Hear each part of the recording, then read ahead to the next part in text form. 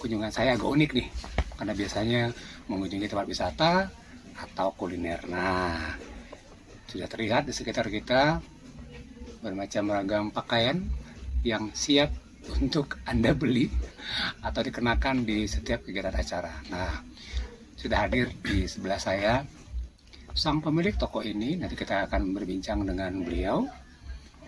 Kenapa memilih usaha ini dan sudah berapa lama toko ini berdiri. Oke, selamat siang Bang Tommy. Selamat siang Bang Naga, Bang Andi Sinaga. Kita manggil Bang Tommy aja ya, iya. Biar lebih asik ya. Iya. Boleh. Bukan udah ya, Bang ya. Mau udah boleh, mau iya. mau enaknya terserah. Terserah ya. Terserah Oke, aja. udah aja lah. Iya, yang udah. kayak lokal ya. Oke, udah Tommy, boleh diceritakan ke kita sejak kapan dimulai merintis usaha ini? Oke, kalau merintis udah mulai sejak tahun 1996. Wow, sudah lama ya. Udah berarti udah lebih 25 tahun ya. Ya. Nah, 1996 itu awalnya dari sebagai karyawan lah atau anak buah. Anak buah di toko. Anak buah bukan, toko kaki lima bahkan. Oh, kaki lima. Iya, Okay. Itu cuman jualan dulu pakai payung. Dan ada bosnya, kebetulan bos itu kakak saya sendiri. Oke. Istilahnya bantu-bantu lah. Ya. Nah, itu awalnya dari tahun 1996. 96 ya, Nah. lama sekali ya. Iya. Nah, kenapa akhirnya memilih usaha yang seperti ini? Ini kan sebenarnya usahanya khusus nih, karena Iya. orang bilang bolehlah pakaian second atau second branded. Second branded. Kenapa memilih usaha ini? Banyak di luar sana usaha-usaha lainnya atau bentuk-bentuk dari produk yang bisa dijual. Oke. Nah, jadi kan dulu sebenarnya dari tahun 1996 itu saya tidak ada niat untuk berdagang. Oke. Pengen saya itu dulu pengen kuliah seperti teman-teman kan. Kuliah di Bandung, di Jakarta, pokoknya merantau gitu. Tapi dengan basic ekonomi orang tua yang nggak mampu untuk menyekolahkan kita keluar daerah, nah kita bertahan di kota Bukit Tinggi. Kebetulan kakak awal merintis usaha, buka pakaian bekas Ya. luar negeri. Ya. Itu dulu kita dapat barangnya di daerah Medan, Tanjung Balai Asahan. Oke. Nah, jadi setelah bantu-bantu kakak, akhirnya di situ saya temukan perbedaan pakaian-pakaian yang selama ini saya pakai. Dulu kita pakai pakaian sering sobek, jahitan copot. Nah, Ya. setelah kita jualan ini, kita juga sebagai konsumen kita pakai juga. Ternyata di situ kita temukan kualitas yang benar-benar bagus Ya. dan harganya pun terjangkau gitu. Nah, setelah itu dengan alasan demikian, saya lihat juga prospeknya juga bagus. Biasanya saya itu minta jajan sama orang tua, sekarang saya udah punya istilahnya gaji sendiri, dan dari gaji saya itu saya bisa menyimpan. Ya. Nah, saya berpikiran suatu saat saya juga punya toko, bukan di kaki lima lagi, dan saya juga harus mengembangkan usaha ini lagi dengan profesional gitu. Ya. Berdasarkan itulah kualitas bahan ini saya bertahan sampai sekarang untuk mengembangkan usaha pakaian second ini. Ya, karena juga saya lihat pakaian second yang dijual di sini kualitasnya berbeda ya. Berbeda, Mungkin kualitasnya masuk beda. dalam kategori istilahnya grade-nya grade pilihan ya. Iya, walaupun nggak bermerek. Ya. Walaupun barangnya itu nggak branded terkenal, tapi dia punya kualitas bahan dan jahit yang bagus gitu. Ya, jadi nggak sembarang asal pilih ya. Nggak sembarangan saya pilih, ya benar. Nah, tapi dulu sempat kuliah dong. Iya, kuliah dan alhamdulillah sempat wisuda. Sampai wisuda sampai tamat. Sampai tamat. Nah, dari mana sih biaya kuliahnya? Tadi kan dibilang bahwa orang tuanya nggak mampu. Nggak mampu. Saat itu belum mampu ya. Menyekolahkan Oke. jauh atau mungkin menguliahkan di sini. Dari mana? Nah. Atau membiayai kuliahnya? Jadi dulu waktu tahun 1996 itu saya tamat sekolah, dan tamat sekolah tes perguruan tinggi dapat di negeri, cuman biayanya nggak ada gitu. Ya. Nah akhirnya saya nganggur setahun sampai akhirnya dalam masa menganggur saya itu, kalau nggak salah 8 bulan setelah saya nganggur, kakak itu buka usaha pakaian bekas itu di kaki 5 di Pasar Lereng, Bukit Tinggi kan. Lokasi dekat sini ya. Lokasi di Pasar Lereng dekat Jenjang 40. Nah di situ saya disuruh orang tua buat bantu kakak, dan saya nggak mau karena saya pengen kuliah juga. Akhirnya setelah dapat sedikit ceramah dari orang tua, gimana kamu mau kuliah sementara saya sendiri nggak punya dana untuk menguliahkan kamu. Nah akhirnya setelah melihat perekonomian yang kayak gini, akhirnya saya bantu-bantu kakak di pasar buat buka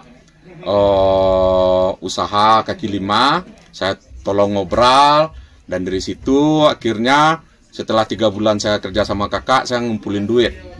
Nah akhirnya ngumpulin duit, saya putuskan untuk kuliah ke Bandung.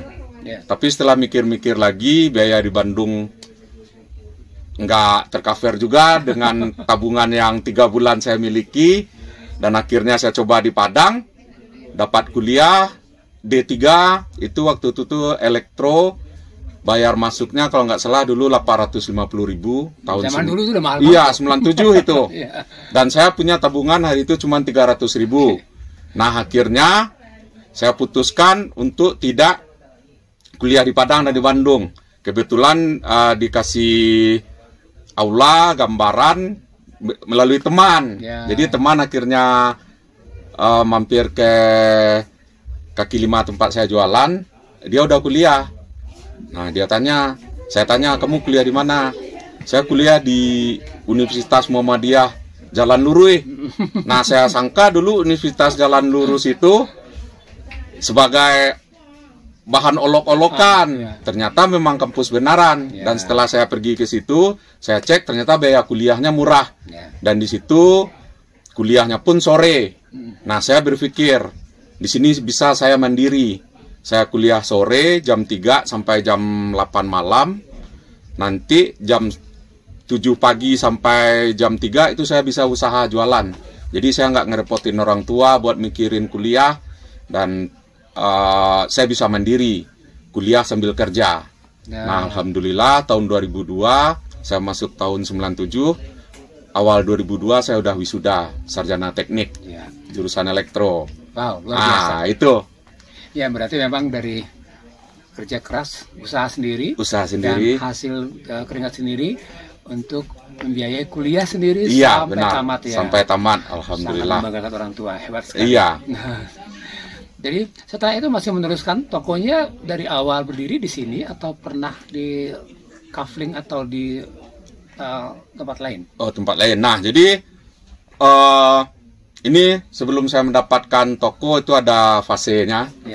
Yang pertama itu kan waktu saya udah mulai kuliah, tahun 1 kuliah, saya masih anak buah dari kakak sebagai staff. Alhamdulillah kakak mengalami kemajuan. Akhirnya dari kaki 5 pakai payung dulu. Akhirnya udah bisa pakai tenda semi permanen. Nah akhirnya lanjut tahun kedua, aku udah mulai naik kepercayaan, udah jadi tangan kanan lah. Dan aku mengendalikan semacam kios yang semi permanen. Nah alhamdulillah kakak udah juga berkembang bisnisnya. Dan saya pun mengendalikan yang di kaki 5 ini, yang semi permanen. Nah setelah itu udah 4 tahun 5 tahun saya sebagai tangan kanan, dan udah bisa istilahnya berdiri sendiri. Akhirnya kakak kasih saya kepercayaan untuk berdiri sendiri. Nah awalnya kita ngontrak toko, dan alhamdulillah udah bisa kita miliki sendiri di pasar wisata, pasar second. Dan itu kita cuman hanya bayar retribusi lagi. Ya, hak pakai ya. Nah alhamdulillah itu fase-fasenya bertahap, step by step. Pasti butuh perjuangan yang panjang. Ya. Dan orang-orang juga pasti sobat dari cerita Bang Andi juga penasaran apa sih kiat-kiatnya udah Tommy bisa eksis sampai hari ini atau bertahan sampai hari ini dengan produk-produk yang dijual di sini. Dijual itu. Oh, kiat-kiatnya ya. Iya. Nah, jadi sebenarnya saya ini suka ini membaca keadaan. Nah, dulu orang mungkin dengan melihat saya udah punya toko yang udah lumayan gede, ini sukses. Tapi mereka nggak tahu perjalanan saya itu gimana. Saya udah pernah juga dulu hampir stop ini bisnis, dan itu waktu tahun 2006. Masa-masa Bal ini agak sulit. Masuk ke Indonesia pun udah susah, dan harga pun mulai melangit. Dan saya putuskan dulu untuk tutup usaha, hijrah ke Bandung, bisnis pakaian clothingan gitu. Berapa lama itu? Nah, jadi dari waktu itu tuh krisisnya itu hampir 2 tahunan. 2 tahun. Jadi saya hampir close usaha. Dalam saya keadaan galau itu, saya kan dulu sering menyisihkan pakaian-pakaian ini yang ini udah nggak bisa dipakai, ini sobek, ini kotor kali. Saya sering ngumpulin dalam satu karung gitu. Nah, waktu saya sedang lagi suntuk, nggak ada ide, akhirnya saya tersandar pada tumpukan kain tersebut. Nah, tumpukan kain tersebut akhirnya tumpah dan kebuka karung yang udah saya apa itu berserakan.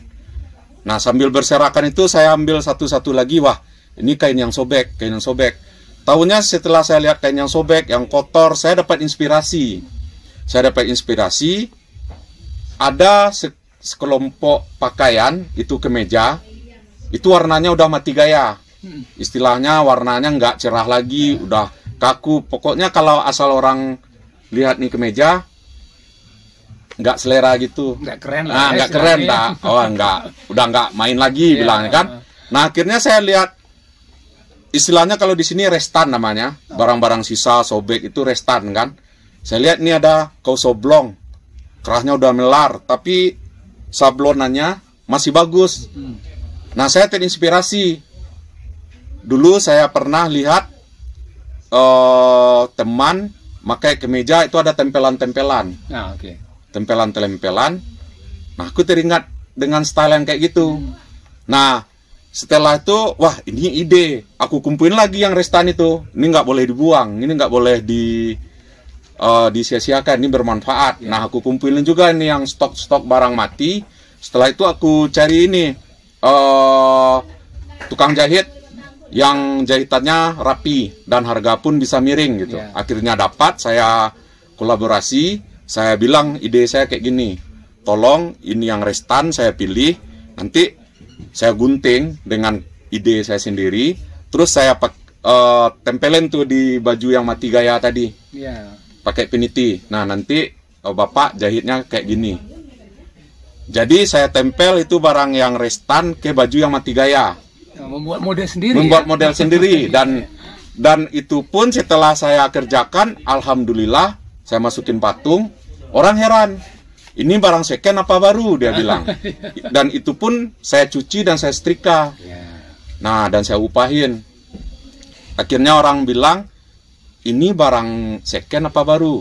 Ini barang second, tapi saya rehab gitu, udah saya modifikasi, bikin kolase gitu. Ternyata tertarik. Nah, akhirnya tertarik, usaha saya laris manis, dan itu waktu itu saya alhamdulillah dari barang mati yang saya kira itu cuman bisa dijual 500.000 dengan restan-restan yang banyak tadi, kalau dijual itu paling saya cuma dapat duit 600-700.000. Tapi setelah saya berikan tempelan, saya berikan ide-ide kreatif, saya coba berangkat ke Jakarta, saya coba merintis lagi, saya terkejut, harga bal sangat tinggi di situ, sangat tinggi, dan saya mulai patah semangat lagi. Tetapi dalam patah semangat itu ada tersirat di batin saya, ya walaupun mahal, kalau kualitasnya masih bisa dipertahankan, kenapa tidak kita coba. Akhirnya saya coba. Nah, alhamdulillah bertahan sampai sekarang, dan alhamdulillah pun sampai ke Bandung saya juga bisa cari barang, dan nah sekarang itulah perjalanannya, saya itu ngambil barangnya dari Bandung dan juga Jakarta. Oke. Nah gitu, dan Ya. Memang tidak banyak orang melihat perjuangan, ya, melihatnya yang sudah jadi, ya? yang sudah jadi gitu. Dan itu pun perjuangan saya pun bukan hanya sekedar dari segi menjualnya saja. Dan saya alhamdulillah dikasih Allah juga kreativitas bidang seni. Saya juga punya seni sama kayak Bang Andi dulu. Bang Andi adalah acuan saya dulu untuk berkarya seni. Saya juga suka hobi dance hip hop, Ya. tari kreasi, dan sampailah dari situlah saya juga mengkawinkan style-style yang ada di pakaian sekian ini dalam seni berkesenian gitu. Ya, betul. Ditahan dulu. Karena Oke. sempat cerita Bang Andi, emang sih sosok yang inspiratif ini banyak info ke saya bahwa Uda Tommy tidak hanya hebat menjual pakaian, di bidang seni pun ternyata beliau salah satu rapper yang paling hits di Sumatera Barat. Nah, kita penasaran kan, itu kok bisa sih jadi seorang rapper? Nah itulah Gimana ceritanya? sebenarnya saya pun kalau dipikir saya kadang ketawa sendiri. Soalnya gimana? Yang pertama itu saya nggak bisa nyanyi. Oke. Saya nggak juga pemusik, nggak pandai pemusik. Nah, cuman saya mental saya dikasih Allah agak berlebih dari segi mental ya. Berani tampil di depan umum. Berani ya? tampil. Saya asal disuruh orang, yuk Tom kamu tampil. Saya tampil aja, Iya. terserah orang mau bilang keren apa enggak. Yang penting orang ketawa aja. Udah, ya udah. Jadi yang jadi penyanyi rap ini saya juga nggak pernah menyangka bisa masuk label Ya. dapur rekaman. Padahal saya tangga nada do re mi fa sol la si do nggak tahu. Nah jadi kebetulan saya itu dari kecil, dari mulai kelas 1 SMP udah mulai dengar musik-musik hip hop, musik-musik rap, Ya. dan saya suka. Cuman waktu itu kan rap ini bahasa Inggris ya. Ya. Itu pun karena repetan cepat saya nggak ngerti apa artinya. Cuman saya suka musiknya dibawa melalui dance. Ya. Dan di situ dance pun dulu saya nggak tahu bagaimana cara belajar hip hop dance gini. Yang tahu cuman saya musik, karena dulu waktu zaman saya itu video untuk mendapatkan visual dari musik ini susah. Betul. Itu pun dulu yang bisa punya video itu orang-orang banyak duit lah. Tentulah ya. Iya. Sementara kita jajan dulu udah susah kan. Jadi akhirnya di situ saya punya daya khayal aja, mikir dance, penting dance, hip hop, musiknya hip hop. Yang jelas gerakannya tepat dengan musik. Ya. Itu saya garap terus dari SMP, tapi itu tidak terlalu dieksplor karena dulu masih tabu. Orang nganggap rap ini apalagi kita di Bukit Tinggi, dibilang orang kita tuh kayak cacing kepanasan kalau dance pakai musik gitu. Jadi istilahnya main di belakang aja, pas ada teman-teman yang suka ya kita main gitu. Akhirnya SMP saya coba untuk perpisahan. Pertama kali saya tampil waktu perpisahan SMP pakai lagu Dr. Albam, judulnya It's My Life. Oh. Tahu-tahunya dapat respon yang A+ dari SMP 6 teman-teman angkatan 93. Ya. Akhirnya saya termotivasi terus sampai SMA pun saya tetap pakai genre rap. Akhirnya penampilan bakat melalui dance. Nah, sampai kuliah saya juga tetap di dance hip hop. Akhirnya pas sudah semester 7 kuliah, saya coba bikin lagu rap melalui bahasa Minang. Karena saya pikir untuk berbahasa Inggris, untuk persaingan ya, mungkin nggak ke Uber lagi, tapi saya lihat rap ini banyak warna-warnanya terkandung di alam budaya Minangkabau. Oke. Disitulah saya mulai ingat pantun, disitulah saya mulai ingat petatah petitih Minang. Nah, dari situlah saya coba bikin lirik. Dan saya pun karena nggak ada pemusik, akhirnya saya dipandu oleh sahabat-sahabat saya yang bisa bermusik. Nah, alhamdulillah saya bisa bikin musik indie ternyata dalam perjalanan musik indie ini tahu-taunya ada label rekaman Sumatera Barat yang melirik saya melalui produser Bapak Rizal dari Wahana Musik, label Tanama Record. Tanama Record. Alhamdulillah Tanama Record. Itu hits banget itu. Nah iya, dan saya pun juga heran kan waktu masuk pertama Tanama Record itu tahun 2007, saya deg-degan. Kenapa saya bisa masuk di sini? Sementara saya nanti kalau ditanya tangga nada saya nggak tahu. Yang tahunya itu saya cuman beat. Kalau di rap kan beat. Nanti dikembangin lagi dengan pemusik kan. Nah itulah awalnya Bang Naga. Jadi basicnya itu dari dance, karena sering mendengar musik hip hop, rap. Akhirnya saya coba membawakannya ke dalam bentuk rap Minang. Ya, yang pasti semua liriknya bermuatan lokal dan budaya yang positif, yang membangun. Yang bangun, dan ada semacam betata petitih untuk nasihat gitu. Dalam bentuk lagu. Bentuk lagu ya. Ya, bentuk karena lagu saya rap. juga Sobat Bang Andi, saya juga beberapa kali melihat penampilan beliau atau lewat dari YouTube atau dari sosial media lainnya, cuma belum bisa lihat langsung karena saya belum pernah diundang. Iya, nanti kita kasih spesial ya. Nanti diundang Bang Andi ya. Kemudian di acara berikutnya ada. Nah, amin. Kalau dihubungkan dari yang rap tadi atau berkesenian kan tampil di depan umum. Benar. Kalau dihubungkan hal tadi dengan koleksi yang ada di sini, benar. Pasti saling mendukung dong. Pasti banget. Ya, pasti kostum. sudah ready dong. Ya, ready. Ya. Dan kita pun nggak susah-susah lagi kan. Ya. Cuman di sini selain dari seni rap, banyak seni-seni lain yang kostumnya itu ada tersedia di pakaian bekas second ini. Kayak penampilan teater. Oh iya. Misalnya teman-teman yang di sekolah di musik, instansi seni, institut seni ya, banyak itu mencari-cari kostum buat pagelaran, teater. Di sini juga grup-grup musik kan genrenya beda-beda. Semuanya sangat bermanfaat banget untuk masyarakat luas ya. Iya. Ini ya. Penuh ide kreatif dan saya pun kadang-kadang belajar bahasa Inggrisnya di sini. Misalnya kayak gini kan. Ini artinya apa ya? Langsung buka kan. Kayak gitu.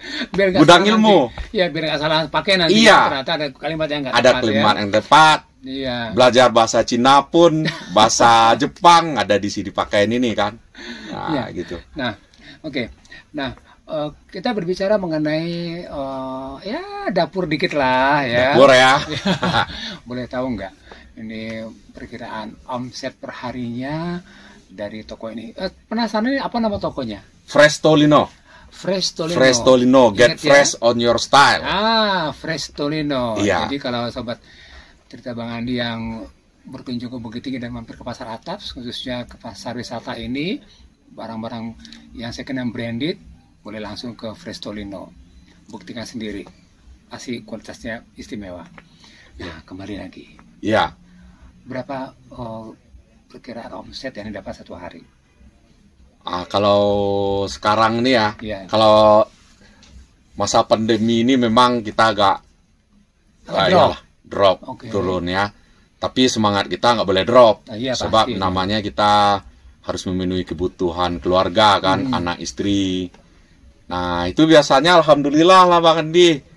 Ya buat sekarang ini anak kan udah 3, istri 1. Ada yang sudah kuliah? Mau kuliah. Baru tamat. Hampir sekarang lagi ujian terakhir kan, kelas 3 SMA. Ya buat kebutuhan dapur, alhamdulillah. Lebih ya sekolah anak-anak bisa jalan-jalan, bisa pun istilahnya ya lumayan lah, alhamdulillah banget. Jadi sobat cerita Bang Andi, silakan masing-masing menilai atau memprediksikan berapa omset satu hari. Silakan saja ya. Iya. Karena sudah bisa menikmati jalan-jalan dan yang lainnya. Ya. Bisa menyekolahkan anak juga itu yang perlu ya. Ini kan pengunjung atau wisatawan ke Bukit Tinggi kan banyak. Banyak. Atau yang pengunjung langsung datang ke toko ini. Iya, benar. Banyaknya dari daerah mana sih yang belanja di toko ini? Belanja, ya. Jadi di sini Bang Di kita kan menyediakan. Jadi karena saya udah lumayan lama ya. Jadi saya udah alhamdulillah udah nampak karakter. Jadi di sini karakternya di sini ada 3, Bang Di. Yang pertama buat kebutuhan perkebunan dan pertanian sandang. Nah, itu mereka itu nggak perlu merek, yang penting bahannya nyaman, bisa dipakai buat kebun, pertanian ataupun pertukangan. Nah itu tuh biasanya kita ngirim ke daerah kayak Pasaman, Oh iya. daerah perkebunan gitu, kayak daerah Solok Selatan, ke daerah pesisir selatan, daerah pantai. Nah itu karakter yang mereka butuhkan beda-beda. Kalau buat kebutuhan nelayan, pakaiannya itu biasanya lengan panjang kan. Ya. Nah kita kita sediakan itu dengan harga yang nominal di bawah 20 ribuan Ya, kalau buat menyesuaikan pakai. daerah setempat Iya. ya. Nah terus yang kedua itu pakaian standar. Kalau pakaian standar ini dia nggak bermerek tapi berkualitas. Ya. Kondisinya pun itu biasanya 80-95% like new gitu. Ya, yang layak pakai. Yang layak. Nah, itu biasanya banyak diminati oleh orang-orang yang wisata ke Bukit Tinggi dengan budget yang menengah gitu. Ya. Nah, biasanya itu dari kota Sumatera Barat, semuanya lah itu. Payakumbuh, Parampanjang, Padang, dari luar Sumatera Barat pun.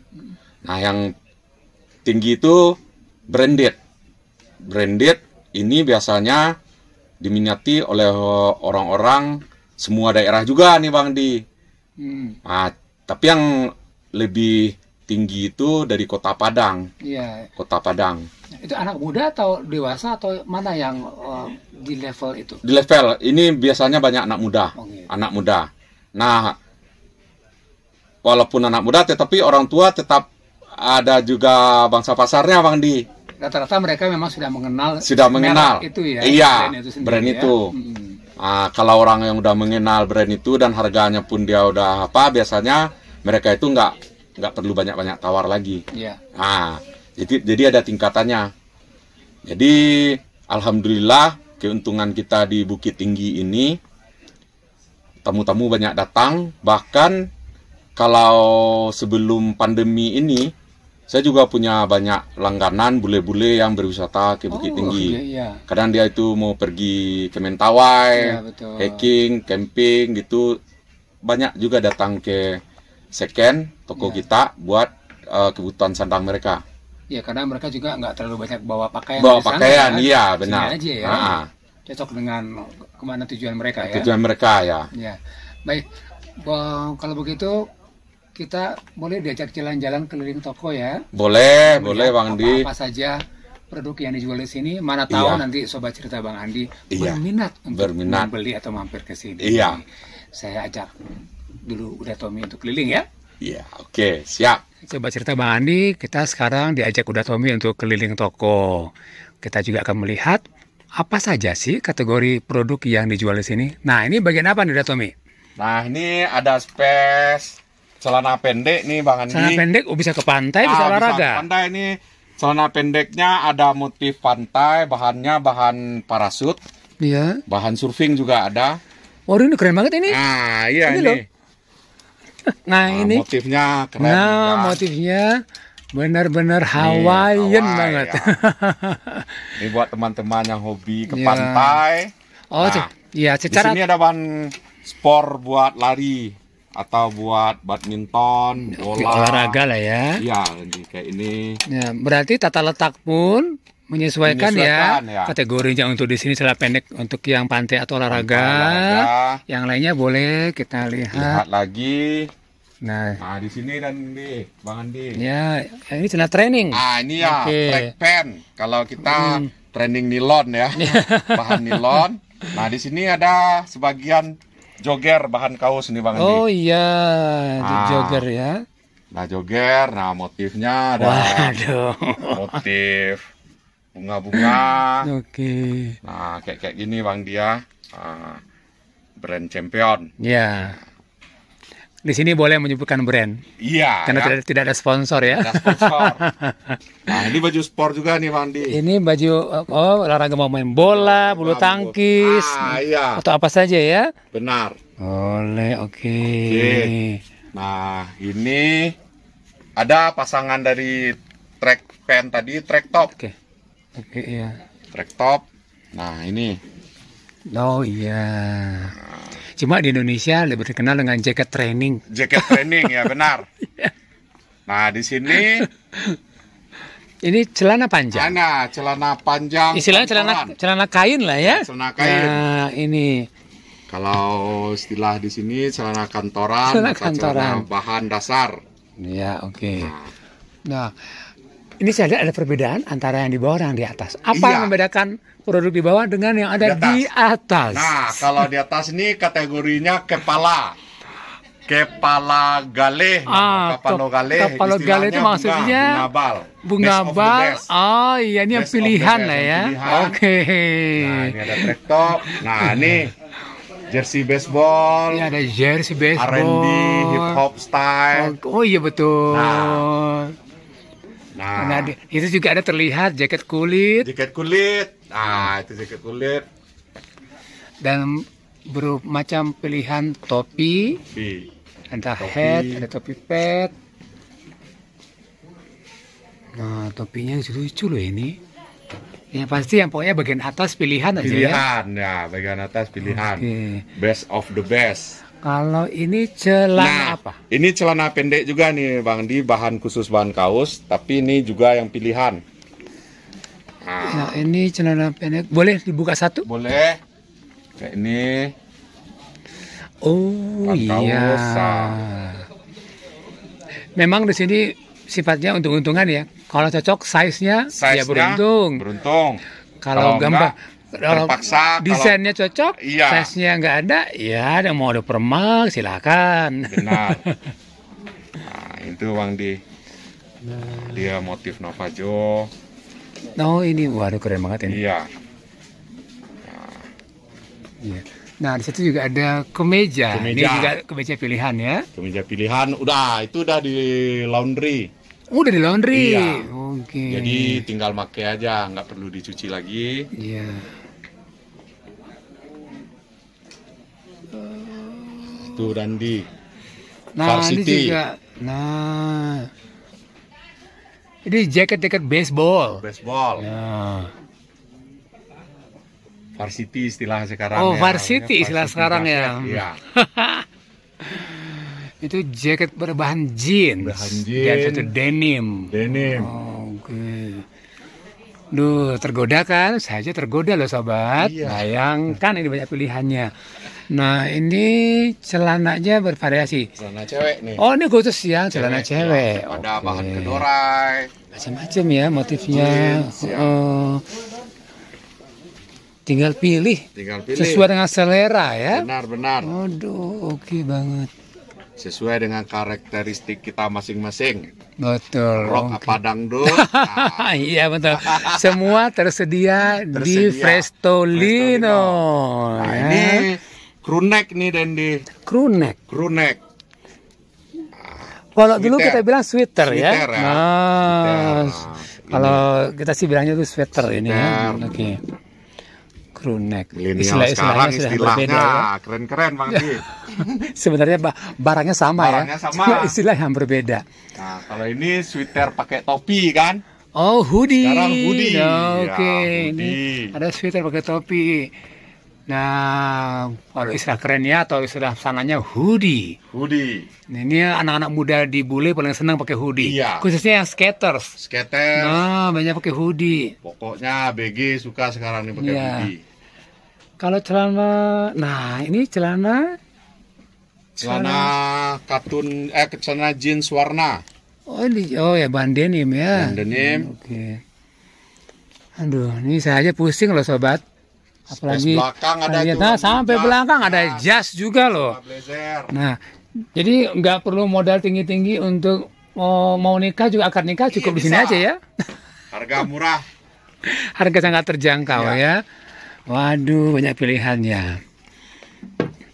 Oke, terakhir boleh dari Uda Tommy, apa sih pesan Uda Tommy untuk anak-anak muda sekarang yang ingin menjadi pengusaha atau wira swasta, atau mungkin yang mau bergerak di bidang yang sama? Apa pesan Uda Tommy untuk anak-anak milenial? Anak-anak milenial. Ya. Yang penting buat anak-anak milenial jangan sampai ini. Kalau di ranah Minang itu namanya jangan gengsi lah. Ya. Nggak usah gengsi. Yang penting apa yang bisa kerjakan kita kerjakan. Yang penting kreativitas. Dan pastinya halal ya. Yang penting halal. Ya, tidak merugikan orang lain. Tidak merugikan orang tidak lain. mengganggu orang lain. Iya. Tinggal pilih saja ya. Tinggal pilih saja. Apalagi sekarang di era digital ya. Iya. Betul. Oke. Ini ada sosial Instagram medianya? ada. Boleh disebutkan? Kalau Instagram langsung aja ke tommy.bolin. Nah, Tommy.Bolin adalah nama panggung beliau, walaupun nama aslinya Tommy Bolin, tapi orang sangat kenal. Nah, kalau di Facebook ada Tommy Bolin juga. Tommy Bolin juga. Ya. Baik, kalau begitu udah Tommy, terima kasih. Sama-sama, sudah banyak-banyak ngobrol-ngobrol kita di sini. Mudah-mudahan cerita kita kali ini menjadi inspirasi bagi banyak orang ya. Oke. Nah, sobat cerita Bang Andi, sudah hampir lebih dari setengah jam kita udah berbincang-bincang dengan Uda Tommy, si sang pemilik toko Frestolino ini. Merupakan produk yang second branded tapi berkualitas baik. Nah, di penutup pertemuan kita, terima kasih Uda Tommy. Sama-sama Bang Andi. Kita untuk ngobrol-ngobrol sama keliling. Mudah-mudahan cerita kita tadi menginspirasi banyak orang, mengajak orang-orang di luar sana yang juga ingin berwira swasta atau membuka toko. Tapi mereka boleh ke sini untuk sharing ya? Boleh. Boleh dengan senang hati ya. Oke. Baik, karena setiap kali tutup acara pasti kita percaya dan saya mempercaya, karena setiap hal pada saat kita membagikan kebaikan, maka kita juga akan menuai kebaikan. Kebaikan, benar. Sampai jumpa. Terima kasih. Sama-sama Bang Di.